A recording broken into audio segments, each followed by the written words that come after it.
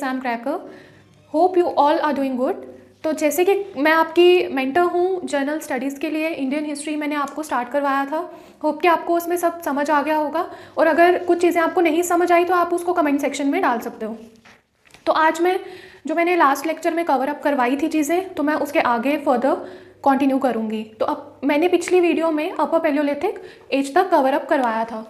तो अब हमारा आता है लेट स्टोन एज। तो लेट स्टोन एज में हमारा क्या है, क्लाइमेट जो था वो वार्म हो गया और ड्राई हो गया। और लेट स्टोन एज में ही मैंने आपको कल भी बताया था कि माइक्रोलिथ टूल्स इंट्रोड्यूस हुए थे। यहाँ पे लेट स्टोन एज में माइक्रोलिथ यानी कि स्मॉल शार्प कटिंग टूल्स थे जो इंट्रोड्यूस हुए थे। यहाँ पे क्लाइमेट वार्म और ड्राई हो गया था। इसके जो करेक्टरिस्टिक टूल्स थे वो माइक्रोलिथ, और इसकी जो साइट्स हैं जहाँ पे हमें लेट स्टोन एज के आर्कियोलॉजिकल एविडेंसेस मिले हैं वो कौन सी साइट्स हैं? छोटा Nagpur, central India, south of river Krishna. उसके बाद मीजोलिथिक पीरियड, मैंने आपको कल भी बताया था कि मीजोलिथिक पीरियड क्या था। मीजोलिथिक पीरियड ट्रांजिशनल फेज था। अभी किसके बीच में ट्रांजिशनल फेज था? पैलियो एंड नियोलिथिक के बीच में। तो मीजोलिथिक को एम से मीजोलिथिक, एम से मिडल स्टोन एज, और यहाँ पे ही हमारे जो माइक्रोलिथ हैं, अगर आपको एमसीक्यू आता है कि माइक्रोलिथ जो टूल्स थे वो कहाँ पे यूज़ होते थे, तो वो मीजोलिथिक पीरियड में यूज़ होते थे। क्योंकि जहाँ पे इंट्रोड्यूस होता है वहाँ वो आंसर नहीं होते, जहाँ पे वो प्रॉपरली यूज़ होते हैं, एक एडवांस लेवल पर यूज़ होते हैं, तो वही हमारा आंसर होता है। आप इसको इस तरह से भी याद रख सकते हो कि एम से मीजोलिथिक है और एम से माइक्रोलिथ टूल्स हैं, और ये एक ट्रांजिशनल फेज था, ठीक है। और ये बिटवीन पेलियो एंड न्यूलिथिक आया, क्योंकि गैदरिंग से ग्रोइंग की तरफ गए तो ट्रांजिशनल फेज था। उसके बाद आ गया न्यू स्टोन एज, ये था 2500 BC से 1000 BC तक। यहाँ पे क्लाइमेटिक चेंजेस जो है, मैंने आपको बताया था कि मीजोलिथिक में ही जब क्लाइमेट वार्म होने लगा, फॉरेस्ट एरिया जो थे वो जल गए, तो उससे डोमेस्टिकेशन आया, रेयरिंग ऑफ कैटल्स हुआ, और यहाँ पे भी क्लाइमेटिक चेंजेस आने से फ्लोरा फाउना चेंज हुआ, और ह्यूमन बींग्स जो होमो सैपियंस हैं उसकी सेटलमेंट हुई। अब ये एक एमसीक्यू बनता है कि जो होमो सैपियंस हैं वो कहाँ पे उसकी सेटलमेंट हुई थी? वो न्यू स्टोन एज या न्यूलिथिक पीरियड में हुई थी, जो होमो सैपियंस हम कह सकते हैं। तो आपके 5-6 एमसीक्यूज यहीं से कवर हो रहे हैं। जो मोस्ट इंपॉर्टेंट है आपको ये याद रखना है कि मीजोलिथिक पीरियड ट्रांजिशनल फेज था पेलियो और नियो का, इसमें माइक्रोलिथ टूल्स थे। उसके बाद न्यू स्टोन एज जो थी वहाँ पे क्या हो रहा है? वहाँ पे होमो सैपियंस का इंट्रोडक्शन हुआ, क्योंकि फ्लोरा फाउना डोमेस्टिकेशन एक सेटल लाइफ की तरफ, नोमैडिक से एक सेटल लाइफ की तरफ आ गए थे। यहाँ पे न्यू स्टोन एज में, न्यूलिथिक पीरियड में पॉलिश्ड स्टोन्स का यूज़ होता था। ये बहुत इंपॉर्टेंट है, ये भी आपका एक एमसीक्यू है। किस टाइप के स्टोन टूल्स यूज़ होते थे? वो पॉलिश्ड स्टोन टूल्स यूज़ होते थे। एक्सिस हो गए, कटिंग टूल्स हो गए। अब यहाँ पे मैं साइट्स की बात करती हूँ कि एक्सिस कहाँ पे, based on type of axis जो हमें आर्कियोलॉजिकल एविडेंसेस मिले हैं, ठीक है, वो इंडिया में कौन सी साइट्स पे मिले हैं?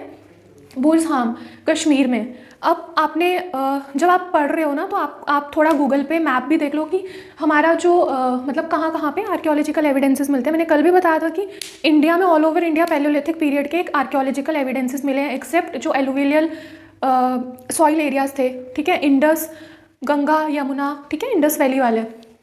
बुरज़हाम कश्मीर, यहाँ पे हमें क्या आर्कियोलॉजिकल एविडेंस मिला है? यहाँ पे पिट ड्वेलिंग और domestic dogs buried with their masters. तो पिट ड्वेलिंग क्या होता है कि पिट ड्वेलिंग में जैसे ये लैंड एरिया है, ठीक है, तो लैंड एरिया में हाउसिंग है, बट यहाँ पे इन्होंने डिग करके यहाँ पे घर बनाया है। अब पिट ड्वेलिंग क्यों होती थी? जैसे कि आपको पता है कश्मीर, लद्दाख रीजन, यहाँ पे हार्श क्लाइमेट होता है, ठंड होती है बहुत ज़्यादा, ठीक है। तो पुराने टाइम पे पिट ड्वेलिंग के हमें आर्कियोलॉजिकल एविडेंसेस मिले हैं, जब हमने खुदाई की, ठीक है, तो वहाँ पे हमें ये सब चीज़ें मिली हैं। पिट ड्वेलिंग से बचने के, पिट ड्वेलिंग जो थी क्यों होती थी? ताकि हार्श क्लाइमेट से बचा जाए, या नेचुरल कैलामिटी हो रही है कोई, ठीक है, और एनिमल्स से बचने के लिए भी ये डिग करके अंडरग्राउंड घर बनाते थे। और domestic dogs buried with the masters, domestic dogs को मास्टर्स के साथ बरी किया जाता था। और यहाँ पे देखा गया है कि जो फैमिली मेम्बर्स होते थे उनको अपने घर के आंगन में ही बरी कर देते थे, क्योंकि उनको होता था, उनकी थिंकिंग ये थी कि हम अर्थ से रिसोर्सेज ले रहे हैं, ठीक है, सब्सिस्टेंस एग्रीकल्चर, जैसे मैंने बताया था कि वो अपने खुद के लिए, अपने घर के लिए सब्सिस्टेंस एग्रीकल्चर करते थे, यानी खुद के लिए खेती बाड़ी करते थे कि उनका खाना पीना हो जाए। तो उनको होता था कि अर्थ हमें रिसोर्सेज प्रोवाइड कर रही है, तो हमें गिव अप भी अर्थ को करना है, ठीक है। तो इसीलिए हमें ये domestic dogs buried with the masters, यानी जब हमने खुदाई की तो हमें जो फॉसिल मिले हैं वो डॉग्स और पर्सन्स के मिले हैं। उसके बाद डाउजली हेडिंग, हेलोर, पाजमपाली, चिरन, ये कहाँ कहाँ पे, असम, आंध्र प्रदेश, ठीक है। यहाँ पे हमें टूल्स मिले हैं काफ़ी सारे जो नियोलिथिक पीरियड के हैं। अब यहाँ पे हमें कुछ ऐसे भी आर्कियोलॉजिकल एविडेंसेस मिले हैं जो किसके हैं, बोन से बने हुए। तो ये बहुत इंपॉर्टेंट है ये भी कि किस पीरियड में हमें बोन से बने हुए टूल्स मिले। तो वो न्यू स्टोन एज में यानी कि नियोलिथिक पीरियड में मिले। यूज्ड कोर्स ग्रे पॉटरी, यहाँ पे पॉटरी जो थी, पॉट्स वगैरह बनने शुरू हो गए थे। कैटल रियरिंग तो थी ही यहाँ पे। और नियोलिथिक साइट्स जो डिस्कवर हुई वो इलाहाबाद रीजन में हुई। और जो कल्टिवेशन है राइस की वो 6th मिलेनियम BC में। ये बहुत इंपॉर्टेंट है ये भी। यहाँ पे नियोलिथिक साइट्स जो हैं वो हमें कहाँ पे मिली हैं, वो इलाहाबाद में मिली हैं। और नोटेड फॉर कल्टीवेशन, जो राइस कल्टीवेशन है वो 6th मिलेनियम BC में हमें मिली है, ठीक है। तो अब आते हैं हम लेटर नियोलिथिक पीरियड पे। लेटर नियोलिथिक पीरियड में क्या हुआ था कि सेटल लाइफ तो आ गई थी नियोलिथिक फेज में। अब यहाँ पे लेटर नियोलिथिक में ये बन गए थे एग्रीकल्चरिस्ट। उसके बाद वो प्रोड्यूस करते थे रागी, वीट, बार्ले एंड हॉर्स ग्राम। ये अब एक सेटल लाइफ आ गई थी, यानी कि घरों में रहना शुरू हो गए थे। तो जो हमें आर्कियोलॉजिकल एविडेंसेस मिले हैं घरों के, तो वो कैसे थे, वो या तो सर्कुलर थे या रेक्टेंगुलर थे, ठीक है। बट कुछ एविडेंसेस हमें ऐसे भी मिले हैं कि जहाँ पे रेक्टेंगुलर हमें हाउसेस मिले हैं और एक सेंटर में सर्कुलर हाउस पैटर्न हमें आर्किटेक्चर फॉर्म में मिला है।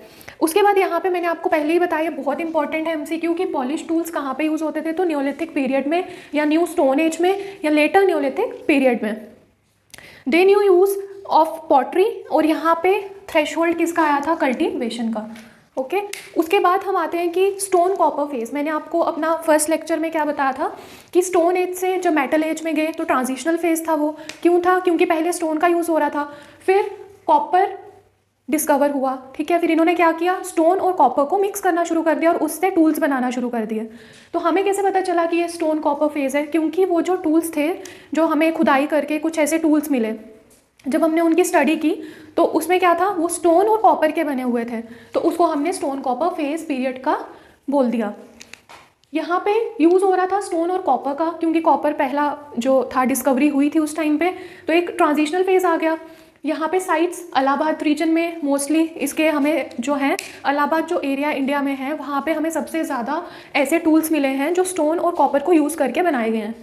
उसके बाद इनका कल्चर कैसा था कि छोटे छोटे टूल्स यूज़ कर रहे थे और वेपन्स भी यूज़ कर रहे थे। ये वेपन्स क्यों, एनिमल प्रोटेक्शन, उन सब चीज़ों के लिए जो ये औजार बनाते थे वो भी क्या थे, स्टोन ब्लेड, यानी स्टोन कॉपर था। ब्लेड का मतलब यहाँ पे है कि वो बहुत शार्प टूल्स होते थे। यहाँ पे हैंड एक्सेस पाई गई। उसके बाद गिलंड में स्टोन ब्लेड इंडस्ट्री के भी आर्कियोलॉजिकल एविडेंसेस मिले हैं, और ये बहुत इंपॉर्टेंट MCQ है कि कहाँ पे स्टोन ब्लेड इंडस्ट्री मिली थी, गिलंड में मिली थी। और आप गिलंड एरिया राजस्थान के पास एरिया पड़ता है, आप एक बार इसको मैप में चेक कर लेना ताकि आपके सबकॉन्शियस माइंड में रिटेन रहे। तो जो भी एरियाज़ मैं बताती हूँ कि कहाँ पे कौन सी साइट पे कौन सी चीज़ मिल रही है, तो आप उसको एक बार गूगल से मैप में चेक कर लो कि एरिया कहाँ पे लोकेट करता है, ताकि आपके सबकॉन्शियस माइंड में ज़्यादा देर के लिए वो चीज़ रिटेन रहे। तो अब हम पढ़ रहे हैं पॉटरी के बारे में कि पॉटरी किस तरह की थी, ठीक है।